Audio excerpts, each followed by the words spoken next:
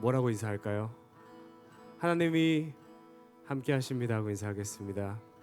네, 함께 하십니다. 아멘, 아멘. 제 함께 박수를 한번 쳐볼게요. 아니 너무 그렇게 치면 안 돼요. 자, 제가 템포를 드릴게요. 하나, 둘, 셋, 넷. 하나, 네.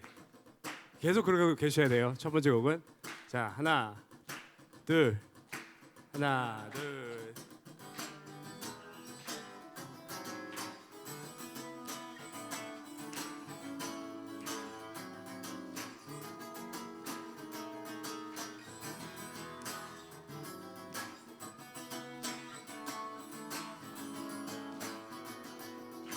내 마음을 가득 채운 주 향한 사랑과 사랑 어떻게 표현할 수 있나. 수많은 찬양들로 그만 표현할 길 없어 다시 고백합니다. 아멘. 다시 한 번 더 내 마음을 가득 채운 주 향한 찬양과 사랑 어떻게 표현할 수 있나. 수많은 찬양들로 그만 표현할 길 없어 다시 고백합니다. 주 사랑해요. 주 사랑해요. 온 맘 다하여 말로 다 할 수 없어. 주 사랑해요. 찬양받아 주소서. 수많은 멜로디와 찬양들을 드렸지만 다시 고백하기 원하네. 주님은 나의 사랑 삶의 중심 되시오니 주를 찬양하리라. 자, 우리 다시 한 번 더 고백하겠습니다. 수많은 멜로디와 찬양들을 드렸지만 다시 고백하기 원하네. 아멘. 주님은 나의 사랑 삶의 중심 되시오니 주를 찬양합니다. 주 사랑해요. 주 사랑해요. 온 맘 다하여 말로 다 할 수 없어. 주 사랑해요. 찬양받아 주소서. 주 사랑해요. 주 사랑해요. 온 맘 다하여 말로 다 할 수 없어. 주 사랑해요. 찬양받아 주소서. 찬양받아 주소서. 찬양받아 주소서. 자, 우리의 목소리로만 주 사랑해요. 주 사랑해요. 온 맘 다하여 말로 다 할 수 없어. 오, 주 사랑해요. 찬양받아 주소서.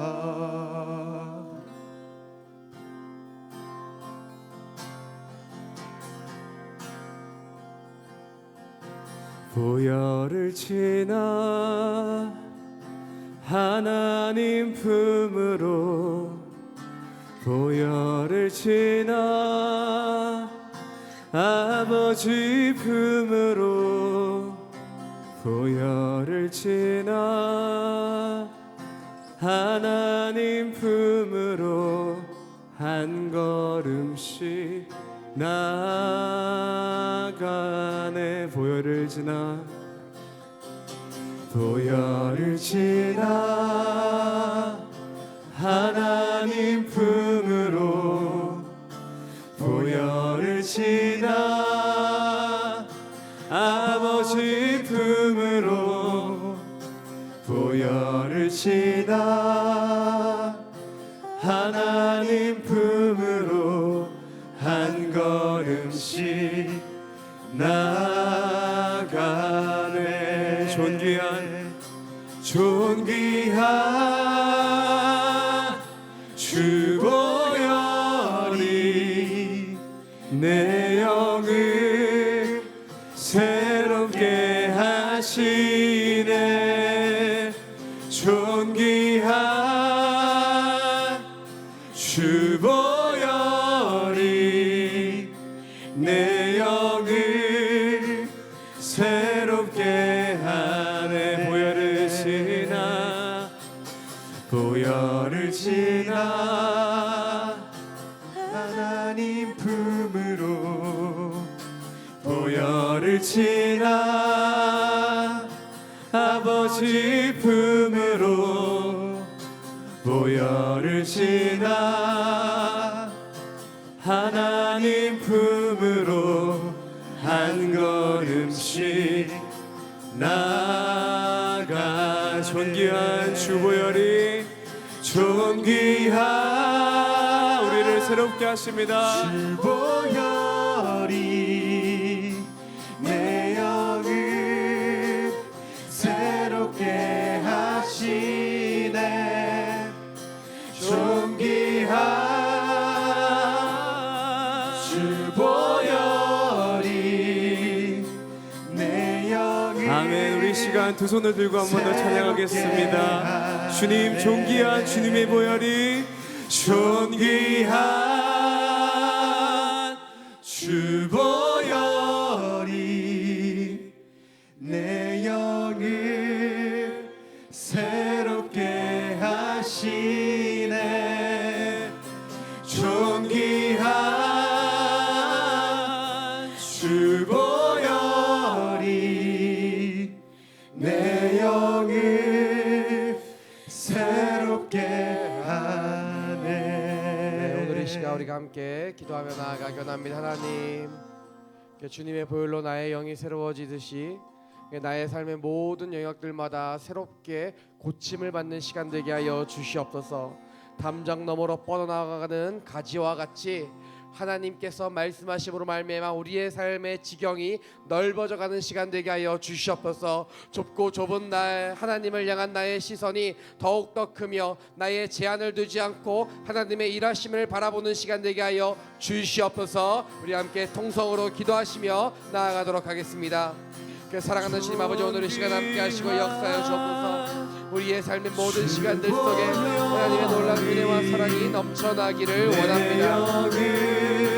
주님, 오늘 이 시간 함께 하시고 역사하시고 찾아오셔서 주님 아버지, 우리의 모든 삶의 시간들 속에 하나님 지경이 넓혀지며 더 크신 하나님의 놀라운 그 크심을 바라볼 수 있도록 허락하시고 함께하여 주시옵소서. 나의 작음을 알고 주님의 크심을 아는 시간 되게 하여 주옵소서.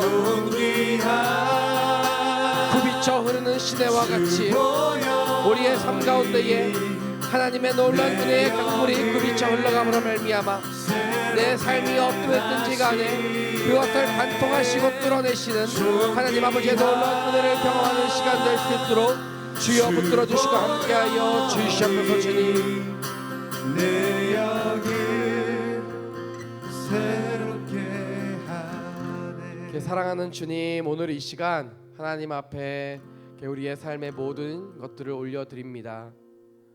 하나님, 오늘 이 시간 찾아오셔서 우리가 아는 하나님보다, 내가 경험한 하나님보다 더 크신 하나님을 알게 하시고 우리 강사님을 통해 말씀하시는 하나님의 그 음성을 듣고 하나님께서 나의 인생 가운데도 이렇게 행하실 수 있다라는 것을 깨닫고 알고 그리고 믿음으로 이어질 수 있도록 은혜를 허락하여 주시옵소서. 감사드립니다. 살아계신 예수 그리스도의 이름으로 기도드립니다. 아멘. 우리 하나님께 영광의 박수 올려드리겠습니다. 네, 자리에 앉아주시면 감사하겠습니다. 식사 맛있게 하셨나요, 여러분? 네, 맛있게 하셨죠?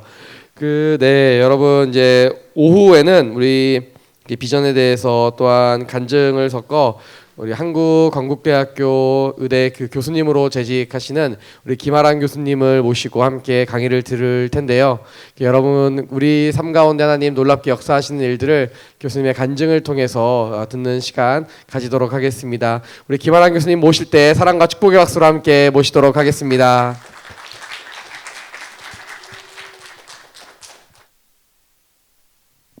슬라이드가 나오나요?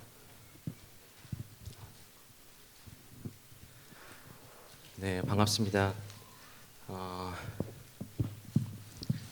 박승 목사님 아직 안 오셨죠?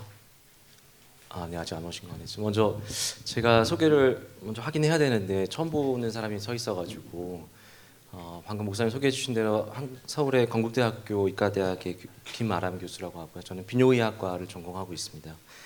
근데 사실 그거는 이제 오늘은 중요한 소개는 아닌 것 같고 더 중요한 소개는 사실은 아직 자리에 안 온 그 얼바인 온누리교회 담임 목사님이신 박시릉 목사의 절친으로 소개를 해드려야 될 것 같습니다. 오늘 그렇게 해서 제가 콜링을 받았고요.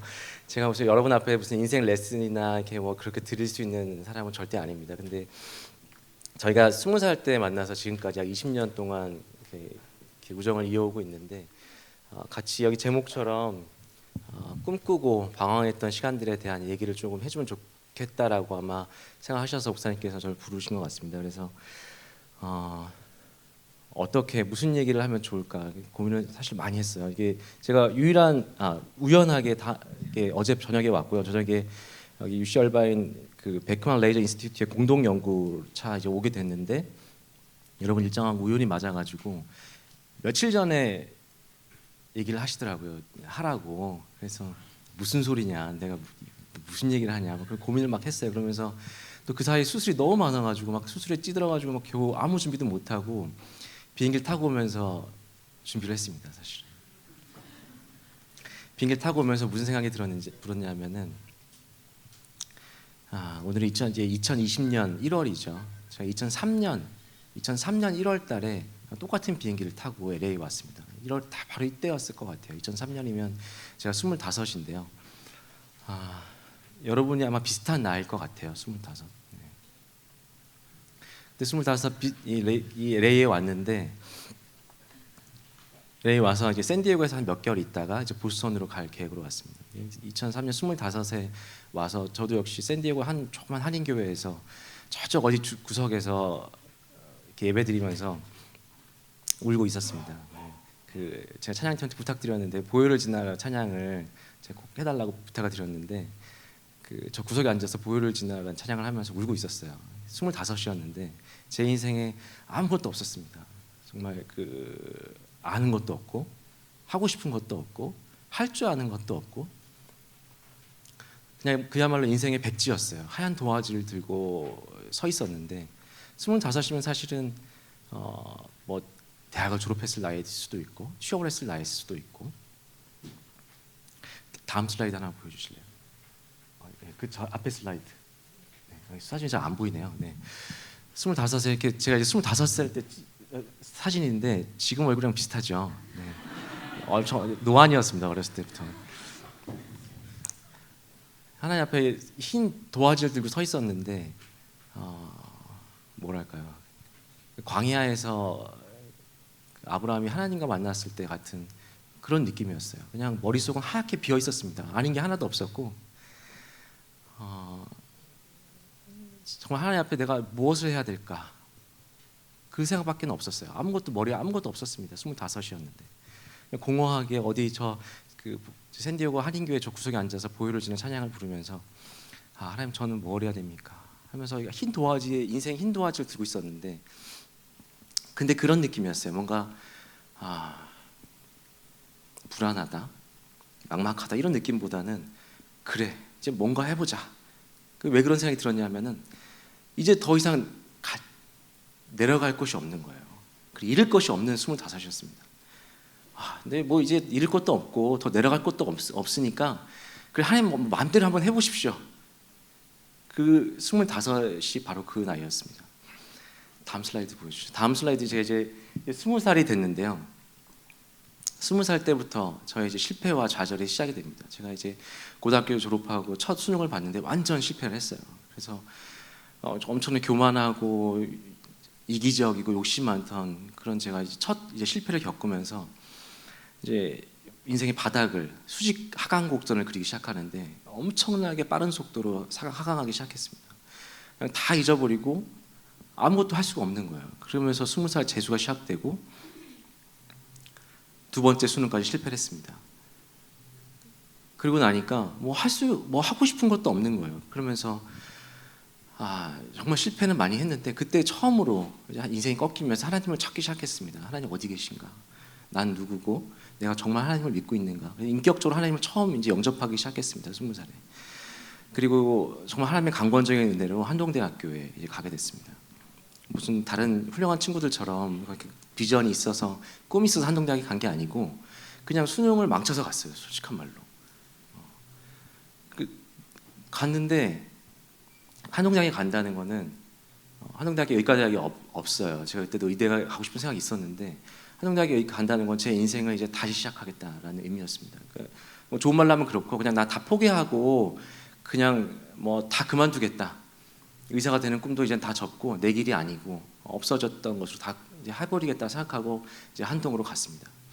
한동에 처음에 갔는데 천국인 거예요.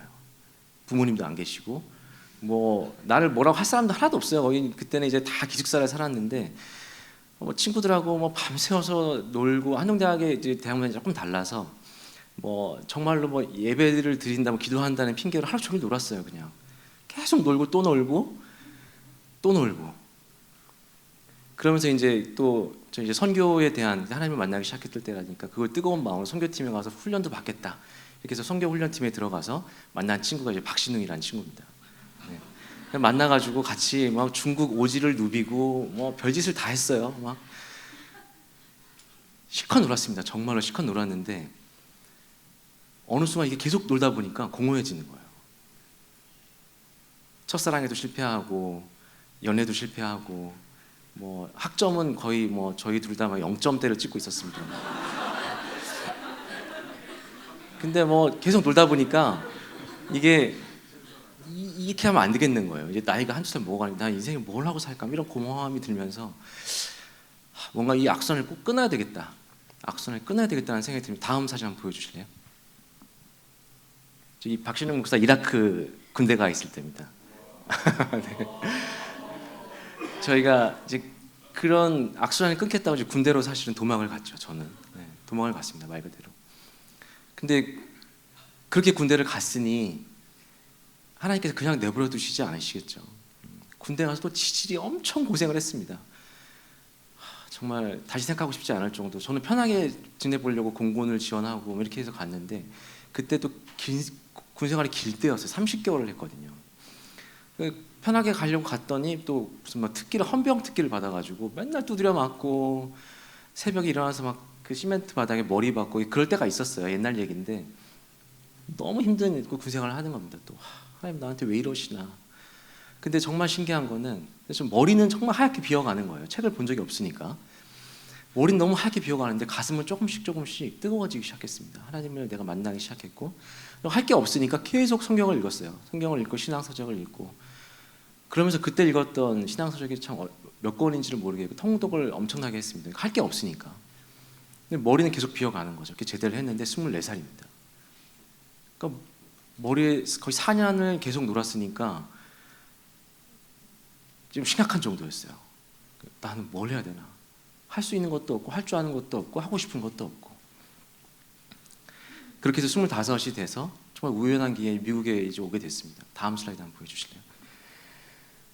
그렇게 해서 25이 됐는데 바로 그때 지금 2003년 1월 달이죠. 그러니까 지금 바로 1월 달에 비행기를 타고 와서 여기 와서 미국에 와서 이제 나는 어떻게 할 것이냐 뭔가 꿈을 찾아보려고 왔는데 뭐 보이는 건 없었습니다.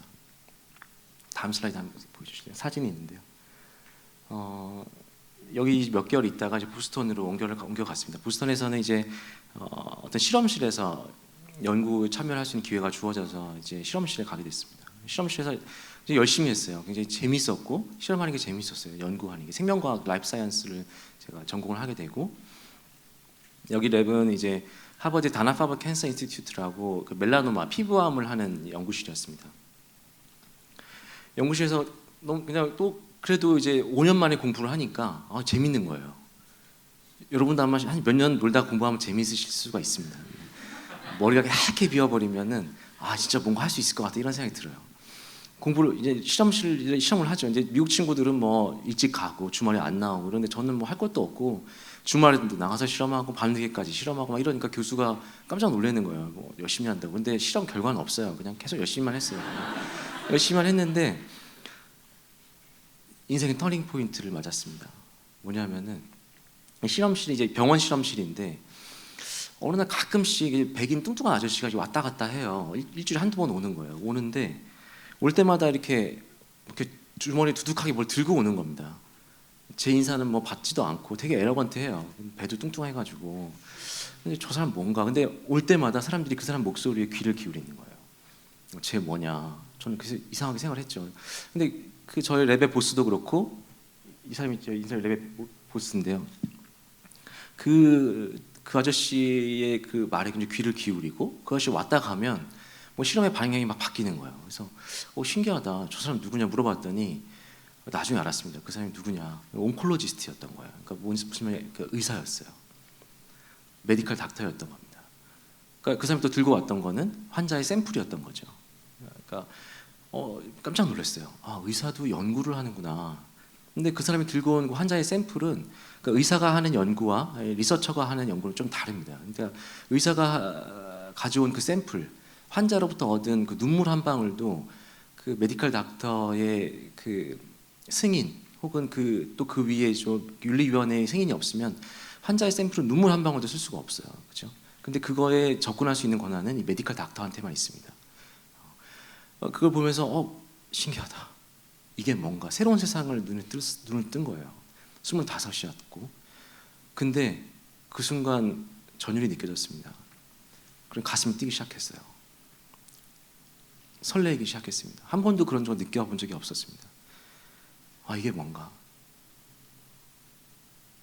근데 그때 머리는 스치는 생각이 내가 의사가 되고 싶었지. 내가 19살 때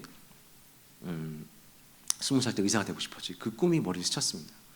그러면서 두근거렸고 설레었습니다. 근데 현실적으로는 아무 방법이 없죠. 제가 무슨 미국 사람도 아니고 미국에서 메디컬 스쿨을 갈 것도 아니고 진짜 뭐 지금 머릿속에 들은 것도 하나도 없는데 그때 2003년 겨울이었고 한국에서는 그때 의학전문대학원이라는 제도가 생겼습니다. 그래서 미국처럼 학부를 졸업하고 의과대학 갈 수 있는 길이 한국에 생긴 거죠. 제가 그 마음을 먹었을 때. 안 신기한가요? 신기하죠. 하나님의 강권적인 은혜라고밖에 말씀드릴 수가 없는 그런 일들이 생겼어요. 그래서 뒤도 돌아보지 않고 짐을 싸서 한국으로 돌아왔습니다. 다음 슬라이드 한번 보여주실래요?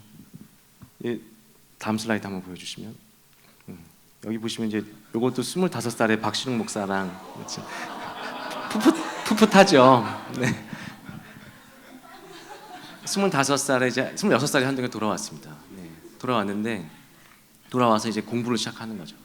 한 6년 놀고 공부를 하니까 지치질 않는 거예요. 너무 많이 놀아가지고 이제 공부를 너무 하고 싶은 거예요. 막 미친 듯이 공부를 했어요.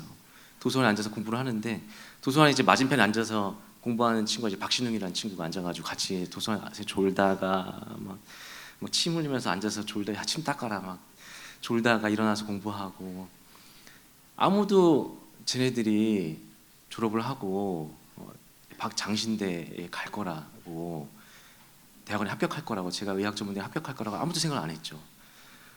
그렇게 놀던 애들이 학점 막 지네 학점 아는데 저희는 두렵지가 않았습니다.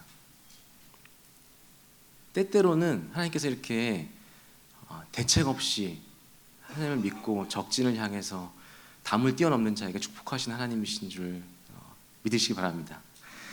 저희가 자신이 있었어요. 진짜 대책 없는 자신감이죠. 아무것도 할 줄 아는 것도 없으면서. 근데 확실한 거는 내가 이 일에 내 인생을 걸겠다. 그리고 후회 없이 달려보겠다. 그거 하나밖에 없었습니다. 그리고 미친 듯이 공부를 했고 정말 하나님의 은혜로 한 번에 둘 다 한 번에 합격을 했어요.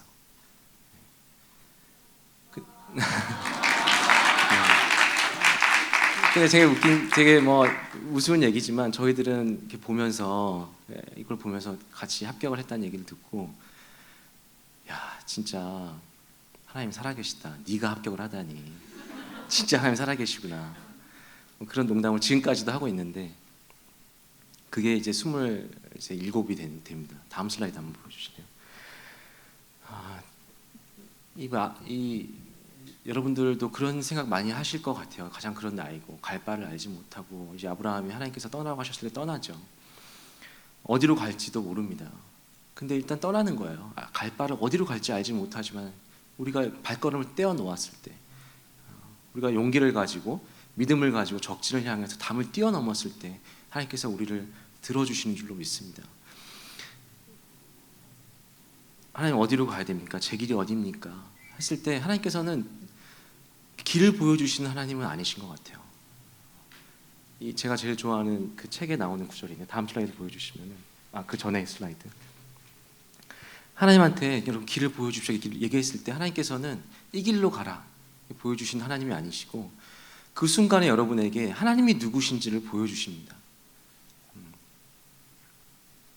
어디로 가는 게 중요하지 않더라고요. 어느 길로 가는 게 중요하지 않습니다. 여러분 어떤 길로 간다고 여러분의 인생에 실패하지 않나요? 근데 여러분이 하나님 정말 기도했을 때 하나님 길을 보여주십시오 기도했을 때 하나님께서 분명히 내가 누군지를 보여주실 겁니다. 근데 그게 그거 하나면 충분하더라고요. 하나님이 누구신지를 보면 그걸로 우리 인생이 충분합니다. 다음 슬라이드 한번 보여주시겠어요? 네. 그렇게 해서 꿈이 이루어진다라고 생각을 했습니다. 이제 메디컬 스쿨에 합격을 하고 다음 슬라이드 보여주시면 다음 사진. 메디컬 스쿨 이제 입학을 해서 학교를 다니는데 이제 꽃길이 열리는구나 이렇게 생각을 했어요. 내 인생도 이제 정말 내가 꿈을 이루는가 보다 했는데 완전 착각이었죠. 학교를 들어갔는데 완전 시험 지옥인 거예요.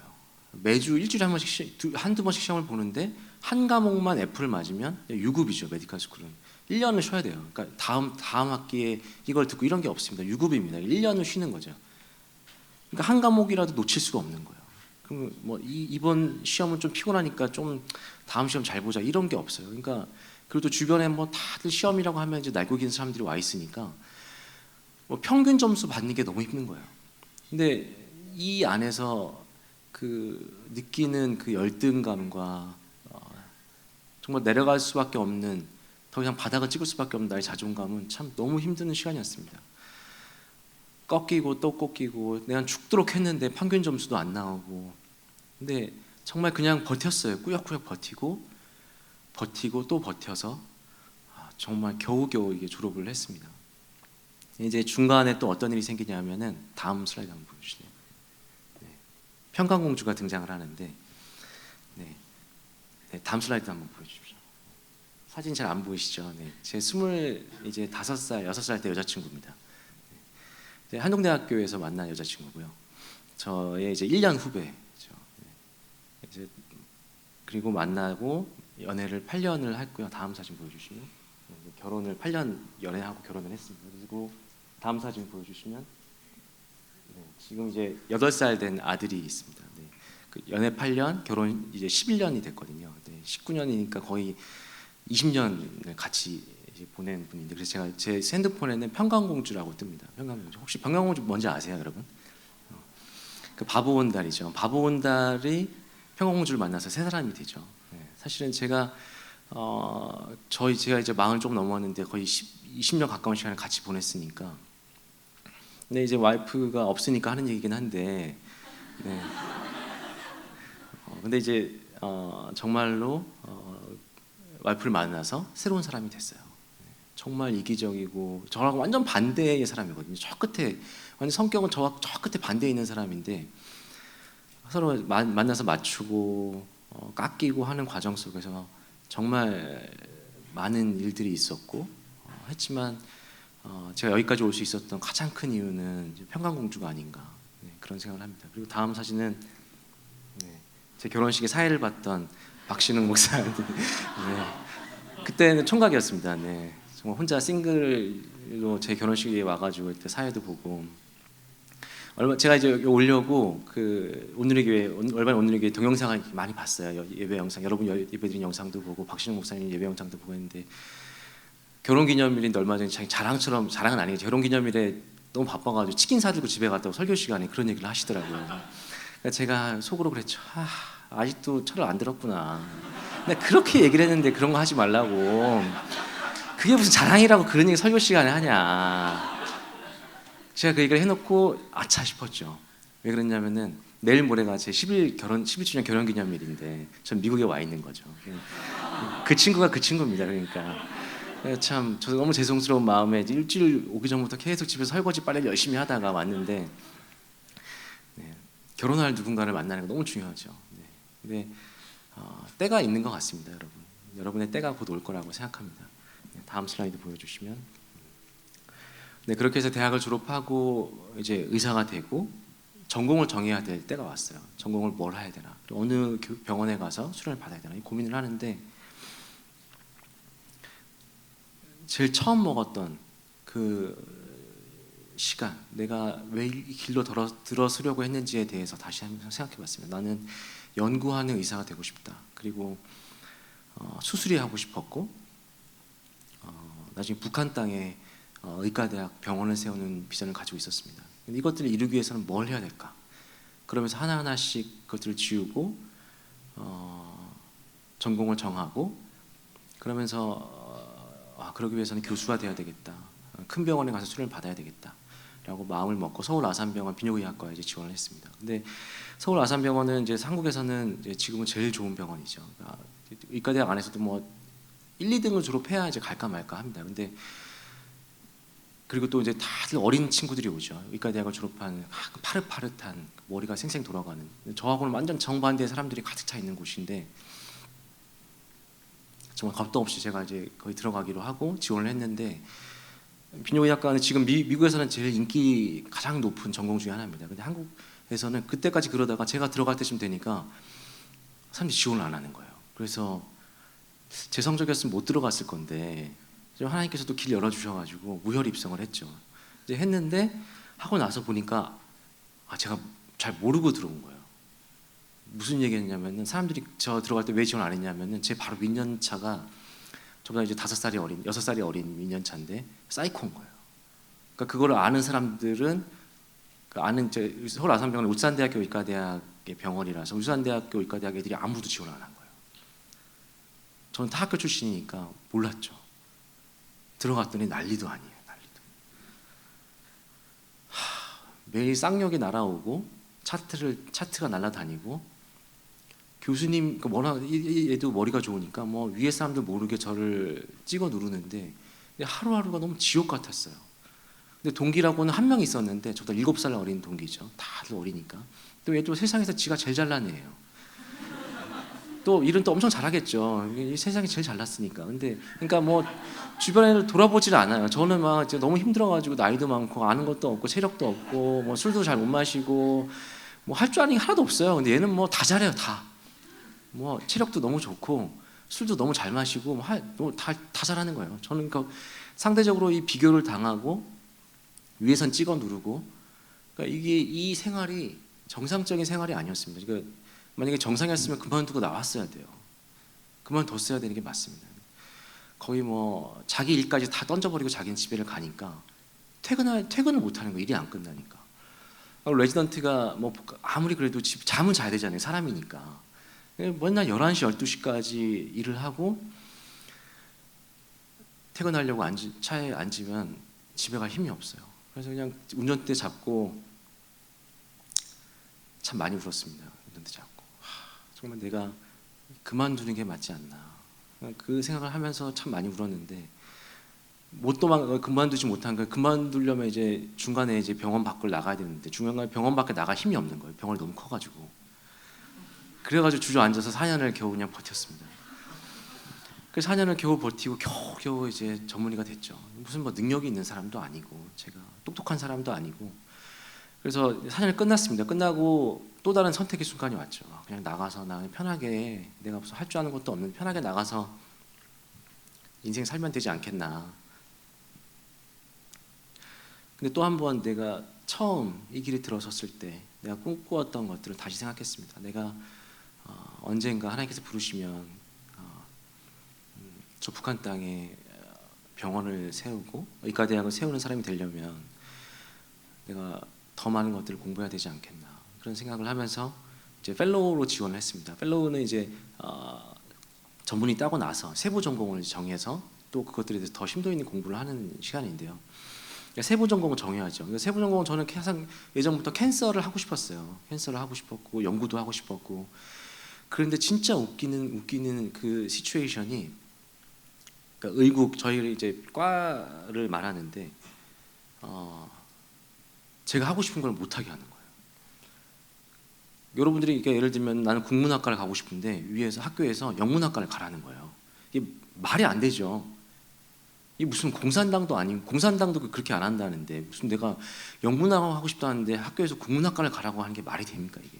그러니까 처음에는 너무 황당했어요. 이게 말도 안 되는 소리 아니냐. 나는 그래서 막 처음에 저항도 해보려고 하고 막 했는데 의료계에서는 이 말이 안 되는 상황이 가끔 있더라고요. 이러면서 왜 그랬냐면은 한 이제 여러 교수님들 중에 한 분이 저를 원하셨어요. 근데 그분은 캔서 하시는 분이 아니고 피메일 뉴럴로지 그리고 뉴로제닉 블레더 뭐 뉴로제닉 보이딩 디스펑션 같은 이제 그런 기능적인 질환들을 하는 분이셨어요. 방광의 배뇨 장애 같은 것들. 근데 그분이 저를 펠로우로 받기 원하시니까 그분이 과장님이셨거든요. 또 그러니까 아무도 말을 못 하는 거예요.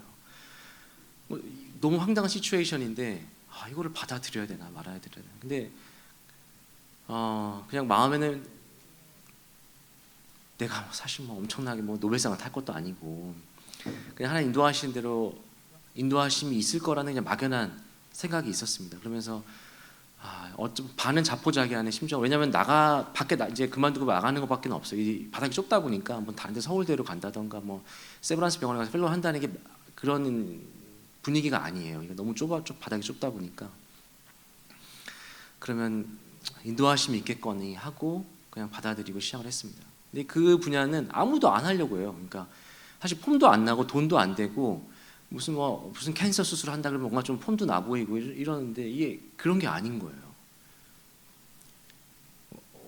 과민성 방광, 뭐 시스타이티스, 방광염, 뭐 BP, 프로스테이트, 뭐 이런 것들을 하는데 이거 별로 폼도 안 나는 것 같고 이게 내가 이걸 해야 되나? 근데 와서 이제 하는데 정말 놀라운 일들이 또 생깁니다. 이게 저 지도 교수님께서 그때 마침 이제 랩을 세팅하면서 주기세포의 치료에 관한 랩이 이제 시작이 되면서 제가 그게 필요했던 거예요. 교수님께서도 그걸 아셨으니까 제가 기초 연구를 한다는 거예요. 그래서 사람은 없고 모든 건 다 갖춰지는 상황이니까 제가 이제 제가 들어간 거죠. 그래서 그것들이 좀 폭발적인 프로덕트들을 내기 시작했습니다. 그러면서 남들이 안 하니까 똑똑한 사람들은 다 캔서하고 있는 거예요. 그러니까 다들 안 하니까 저 혼자 하고 있으니까 주목을 받게 되는 거죠. 다음 슬라이드 한번 보여주시면 그렇게 해서 정말 사실은 능력도 없는 제가 아무도 안 하는 분야를 하면서 주목을 받기 시작하고 하나님의 은혜로 정말 좋은 결과들이 나오면서 해외 학회에 가서 이것들을 발표하고 학계에서 이제 조금씩 이름을 알리기 시작하고 주목을 받게 됐습니다. 그러면서 정말 말도 안 되는 상황에서 이 일들이 시작이 됐지만 하나님께서 이것들을 정말 역전시켜 주시더라고요. 그러면서 하나님의 은혜로 이게 2년 펠로우가 이제 끝났습니다. 다음 슬라이드 한번 보여주시죠. 이제 2년이 끝나고 이제 펠로우라는 거 보통 2년을 하거든요. 2년 하고 이제 끝나고 나가야 되는데 나가는 게 이제 다른 학교나 이런 곳에 이제 발령을 받아야 되는 거죠. 우리가 근데 여기는 무슨 약간 회사랑 달려가지고 달라서 제가 무슨 가고 싶다고 어디 지원을 한다던가 뭐 이런 시스템이 없습니다. 그냥 아예 그냥 원하는 자리가 있는 학교에서 캔디데이트들을 지명해서 데리고 가죠. 그런 상황인데 어느 날 이제 저희 집에서 와이프랑 차를 타고 지나가면서 저희 집이 이제 가까웠어요. 건국대학교하고 지나가면서 여기 오면 참 좋겠다 그런 생각을 했어요. 학교랑 제가 하고 싶었던 연구가 이제 활발히 이루어지는 곳이기도 하고 병원하고 대학이 가까이 있어서 제가 하고 싶었던 공동 연구를 하기 너무 좋겠더라고요. 집도 가깝고. 근데 그냥 얘기를 하면서 웃었어요. 그냥 왜냐면 여기는 아예 자리가 없었거든요. 자리가 뭐 아무리 능력이 좋아도 자리가 있어야 갈 거 아니에요. 근데 자리가 아예 없는 거예요. 그러면서 웃었습니다. 그러고 그냥 지나갔습니다. 그냥 그리고 나서 시간이 가는데 여기저기서 자리에 대한 오퍼도 있고 했는데 썩 딱 마음에 드는 자리가 없는 거예요. 그래서 어떻게 해야 되나 고민을 하면서 기다리고 있는데 기다리면서 이제 저희 다른 경쟁자들은 하나하나씩 자리를 받아서 그냥 다 가죠. 근데 마음이 불안해지기 시작하는 거예요. 나 자리 없으면 이제 어떻게 하나. 밖에 나가지. 나 이제는 이제 2년 고생이나 했는데 이제 가서 이제 나가서 개업을 해야 되나. 그런 고민이 들었습니다. 그러면서 하나님 어떻게 할까요? 고민을 막 하면서 11월이 지나가는 거죠. 너무 늦어진 이미 굉장히 늦은 거예요. 이미 저는 갈 데도 없는데. 근데 11월 말이 되면서 희미하게 어디선가 소식을 들었는데 건국대학교에 자리가 나의 수도 있다더라라는 거예요. 그러니까 이거를 붙잡고 있을 수도 없고 그렇다고 거기서 저를 뽑아주겠다는 것도 아니고. 근데 그때 와이프랑 같이 기도했던 그게 생각이 났습니다. 그래서 나는 여기 기다려보겠다. 건국대학교 자리가 날지 안 날지도 모르겠지만 기다려보겠다라고 저희 지도 교수님께 말씀드리고 버텼습니다. 그냥 버티는데 지도 교수님도 이제 몸이 다르신 거죠. 제자가 이제 가야 되는데 그러면서 인천에 아주 좋은 대학에 자리가 났으니까 가라고. 그래서 이제 망설이지 말고 가라. 건국대 자리 안 나면 너 완전 붕 떠버리고 거기서 그때 돼서 자리가 안 나면 어떻게 할 거냐 그러시더라고요. 마지막으로 얘기를 하셨습니다. 그래서 제가 와이프랑 다시 얘기해보고 얘기해보고 다시 말씀드리겠습니다. 그러고 나서 밤에 가서 기도하고 얘기를 하면서 다시 한번 우리 그냥 앞뒤 계산하지 말고 기다려보자. 하나님께서 우리한테 소망을 주셨고 하나님께 어떻게 하실지 모르겠지만 기다려보자. 그냥 정말 대책이 없었습니다. 그냥 안 되면 나가자라는 심정으로 기다리기로 했습니다. 그리고서 12월이 됐죠. 이게 너무 늦어버린 거예요. 이미 12월이 됐는데 거기서 자리가 났다고 연락이 온 겁니다. 근데 저를 뽑아주겠다는 게 아니에요. 자리가 이제 났대요. 이제 시작인 거예요. 그래서 캔디데이트로 올라가서 평가를 받는 거죠. 받는데 중간에 연락이 왔습니다. 지도 교수님께. 김환 선생님 왜 이렇게 나이가 많냐고. 그러니까 교수 채용을 해야 되는데 지금 있는 제가 바로 위에 있는 교수님하고 제가 나이가 동갑인 거예요. 이 의료 사회는 너무 이 위계 질서가 강하기 때문에 나이가 뒤집히는 게 용납이 안 됩니다. 그나마 동갑이니까 캔디데이트로서 평가는 해주는 거예요. 근데 나이가 너무 많다는 거예요. 이거 어떻게 하겠어요? 제가 뭐 나이를 깎을 수도 있는 것도 아니고 논문을 더 써서 열심히 하는 것도 아니고 이거는 아무 불가항력적인 거죠. 그러면서 지도 교수님이 처음 물어보시더라고요. 한 번도 물어본 적이 없어요. 야, 너 뭐하다 이제 왔냐? 나이가 너 왜 이렇게 많아? 저를 보신 지 몇 년인데 처음 물어보시는 거예요. 그 질문을. 답답했죠. 네. 어떻게 하겠어요? 이 상황에서. 그리고 또 기다렸습니다. 그래도 좀 기다려 보겠습니다. 그리고 나서 며칠 지나서 저녁에 이제 지도 교수님 모시고 회진을 돌았습니다. 회진을 돌고 방에 이제 인사를 하고 들어가시는 찰나에 전화가 한 통 왔습니다. 건국대학교 지도 교수님께서 주임 교수님께서 저희 지도 교수님께 전화를 해서 김아랑 교수 뽑겠다고 연락이 왔습니다. 그 자리에서 그래서 지도 교수님께서 웃으시는 거 그때 처음 봤죠. 네. 그러시면서 축하한다고 그리고 주임 교수님께서 저를 통화하시면서 처음 하셨던 말씀이 오래 기다려줘서 고맙다라고 하셨습니다. 근데 다시 생각해 보니까 이 말이 너 뭐 하다가 이 나이 먹고 지금까지 뭐 했냐. 다음 슬라이드 보여주시죠. 저의 대답은 이거였습니다. 꿈꾸며 방황하다가 이제 왔습니다.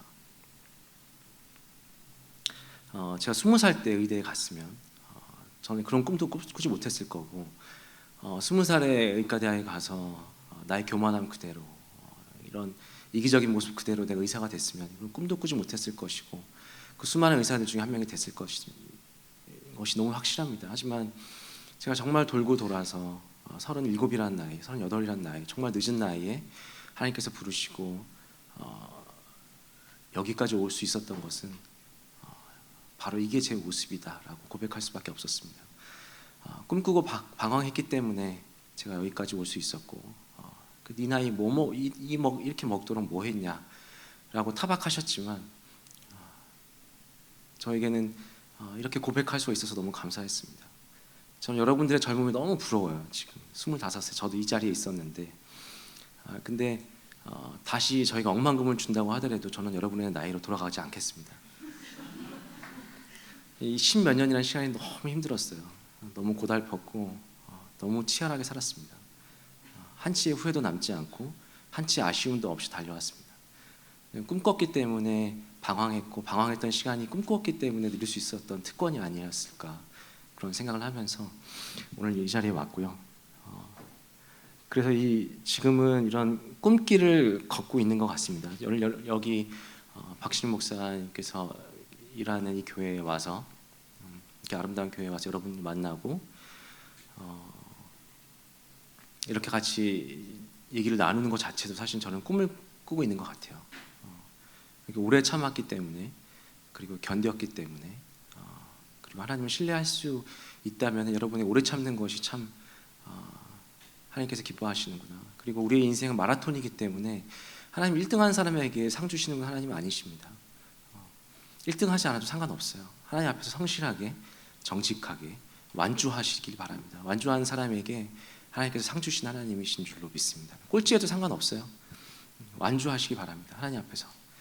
다음 슬라이드 한번 보여주시면 네. 그래서 제가 꿈을 꾸고 있는 것처럼 하나님이 정말 은혜로 이게 이제 제가 최근에 쓴 SCI 논문들이에요. 평생 의사로 살면서 논문 하나 쓰기 사실 쉽지 않은데 네. 하나님의 은혜를 주셔서 이런 논문들을 계속 쓰고 있고 다음 페이지 보여주시면 학교 다니면서 사실 저 상 받아본 적이 거의 없어요. 학술상 같은 거를. 근데 하나님의 은혜로 2016년, 17년, 17년, 18년 학회에서 주는 학술상도 2년 연속으로 받았습니다. 다음 슬라이드 보여주시면. 그래서 요즘에는 여기도 12월 31일에 YTN 생방송이었는데 뉴스에 나가서 저 방광염이란 무엇인가? 네. 너무 심오한 질문이죠. 네. 왜냐하면 사실 아무도 별로 하나 하려고 하지 않아요. 네. 이런 기능적인 질환들에 대해서 아무도 하려고 하지 않습니다. 그러니까 잘 몰라요, 사실은. 그냥 맨날 항생제 주고 있는 거예요, 그냥. 근데 그런 간단한 질환이 아니더라고요. 제가 또 관심을 가지고 치료하고 있는 스파이널 코드 인저리 환자들은 방광이 망가져가지고 수면을 못 봅니다, 여러분. 스파이널 코드 인저리 환자들 아무도 돌아보질 않아요. 스파이널 코드 인저리 환자들의 방광이 망가지는데 우리는 대변 하루에 한 번 안 봐도 살잖아요. 그래서 소변은 하루에 안 보면 죽습니다. 근데 척추 손상 환자들이 소변 안 보면 어떻게 될까요? 상상해 본 적이 생각해 본 적 없으시죠? 줄을 넣어서 자기가 빼야 돼요. 하루 6번씩. 자기 방광에 줄을 넣어서.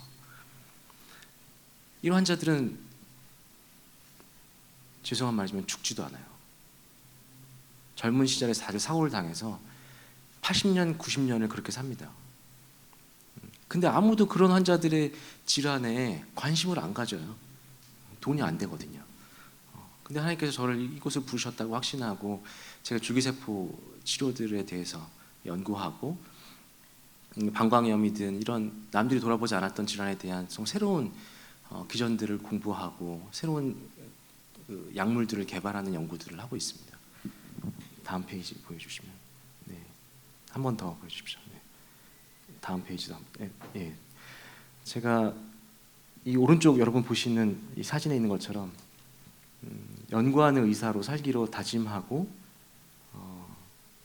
그런 삶을 살려고 지금도 그렇게 걸어가고 있습니다. 여기 위에 보시는 것처럼 수술을 하고 수술은 또 굉장히 또 다양한 수술들을 펑셔널한 수술들도 많이 로보틱 설저리도 하고 그런 수술들을 지금 열심히 하고 있고요. 그리고 또 꼭 일주일에 한 번씩 시간을 비워서 저희 랩에 가서 같이 여기 밑에 있는 사진이 그 사진인데 사람들하고 같이 연구하신 분들하고 같이 공동 연구를 하고 있고요. 여기 온 것도 이 베크만 레이저 인스티튜트에서 같이 공동 연구를 하기 위해서 왔습니다. 그래서 다음 슬라이드 보여주십시오. 이건 또 하나는 제가 이제 같이 지금 섬기고 있는 청년 한동이라는 단체에 대한 소개인데요. 다음 슬라이드 보여주시면 2007년 제가 입학하고 다음 해부터 이제 설립은 쪽으로 만든 단체입니다. 청년 한동 뭐냐면은 한동대를 졸업하고 의료인의 길을 걷고 있는 사람들의 모임입니다. 청년 한동 2007년에 시작했고요. 다음 슬라이드 보여주십니다. 네, 여기 보시는 것처럼 저희가 안산에서 외국인 근로자들에 대한 의료 봉사를 하고 있고 한동에 있는 후배들을 위해서 입시 설명회를 매년 이렇게 하면서 이제 저희가 하나님께서 우리를 부르신 이유가 무엇인지에 대해서 고민하면서 매년 또 캠프를 하고 있습니다. 2월 매년 첫째 주에 온누리 교회 양재 온누리 교회에서 저희가 모임을 하고 있고요. 지금 안 그래도 캠프 준비를 하다가 저도 왔는데 다음 슬라이드 보여주십시오. 네. 영상 잠깐만 보여주실래요? 7분 30초 나오나요 영상?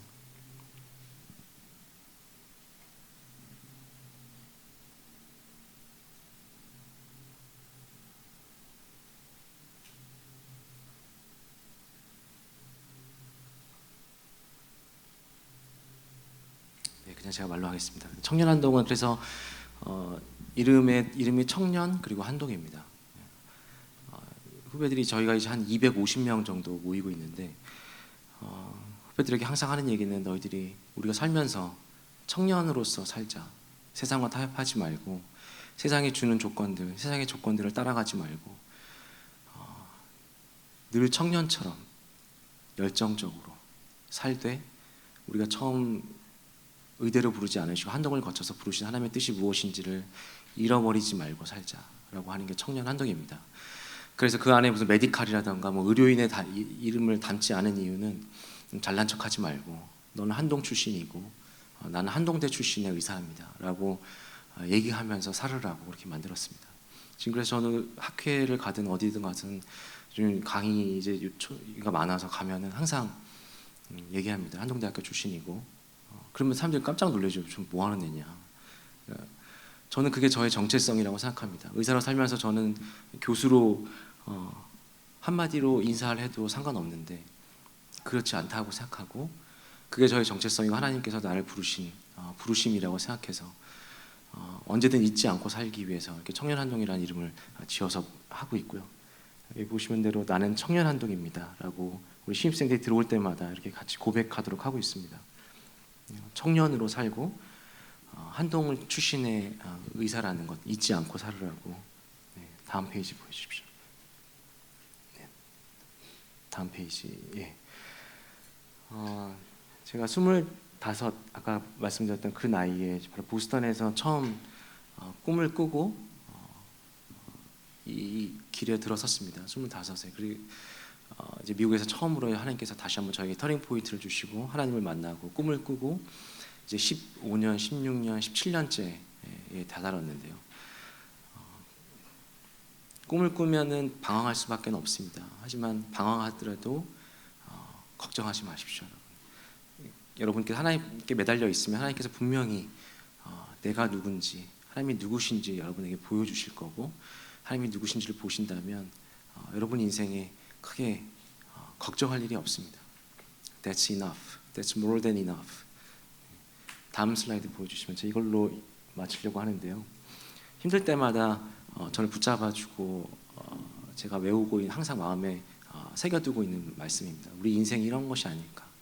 우리가 복 있는 사람, 세상적인 복을 쫓아가고 축복을 쫓아가고 하지만 결국 정말 우리가 인생에 있어서 행복한 사람, 복 있는 사람은 바로 이런 사람이 아닐까. 복 있는 사람은 악인들의 꾀를 따르지 않는다고 하셨습니다. 복 있는 사람들은 악인의 꾀를 따르지 않고 죄인들의 길에 서지 않고 오만한 자의 자리에 앉지 아니하고 오직 여호와의 율법을 즐거워하여 그 율법을 주야로 묵상하는도다. 그는 시냇가에 심은 나무가 철을 따라 열매를 맺으며 그 잎사귀가 마르지 아니함 같으니 그가 하는 모든 일이 형통하리로다. 아멘. 기도하겠습니다. 하나님 감사합니다. 정말 당신의 새벽 이슬 같은 청년들을 이곳에 보내셨고 당신의 이 귀한 때에 이들이 주님 앞에 이 귀한 시간을 들여서 말씀을 사모하며 이곳에 나왔습니다. 하나님 이들의 인생을 하나님 축복하여 주시고 붙잡아 주셔서 이들이 주님 앞에 꿇어 엎드려 기도할 때 하나님 길이 어디에 있습니까? 제가 무엇을 해야 합니까? 절망하고 낙담해 있을 그때 하나님 이들의 손을 잡아주시고 하나님 누구신지를 선명하게 보여주시옵소서. 하나님 청년의 때 이들의 시간을 주님께 드리게 하시니 감사합니다. 이들이 어디를 가든지 간에 하나님 함께 동행하여 주시고 악인의 꾀를 따르지 아니하고 오만한 자의 자리에 앉지 아니하며 오직 여호와의 율법을 즐거워하며 주야로 묵상하는 이들의 삶을 살 때 이들의 삶 속에 하나님 놀라운 은혜를 부어주시고 내가 정말 복 있는 자로구나 라고 고백할 수 있는 인생을 살 수 있도록 함께하여 주시옵소서.